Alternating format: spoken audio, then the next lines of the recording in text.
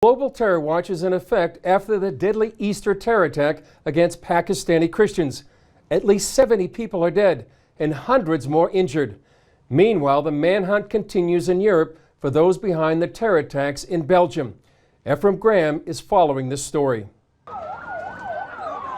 Hate disrupted the holy day in Pakistan. A Taliban faction has claimed responsibility for Sunday's bombing, targeting Christians, including children, celebrating on rides at a park in the eastern Pakistani city of Lahore. We are really very sad and feeling so upset because it's the day of our worship. The death toll from the massive suicide bombing has climbed to more than 70, with at least 300 wounded, as the country begins observing a 3-day mourning period.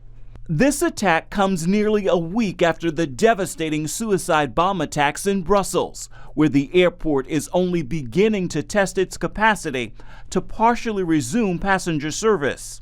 And as Belgium continues to mourn the dead and injured from Tuesday's terror attacks, violence erupted at the memorial site where police broke up protests by nationalists angry at Muslims. Everyone that's not Belgium, because this is Belgium. If you don't want to live like us, go. Meanwhile, European authorities are still trying to find those behind the deadly attacks. They arrested a man in Italy who they believe forged documents for terrorists in Brussels and Paris. Police in Holland arrested a Frenchman for planning an attack.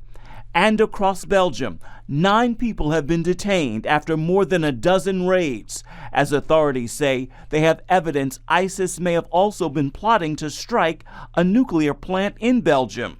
Here in the United States, the State Department has now confirmed 4 Americans are among the victims killed in the Belgium bombings.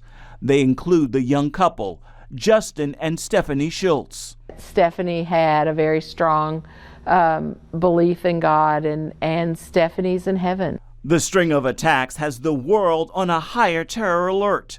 This weekend, troops with automatic weapons could be found outside Notre Dame Cathedral in Paris and in St. Peter's Square in Rome. Ephraim Graham, CBN News.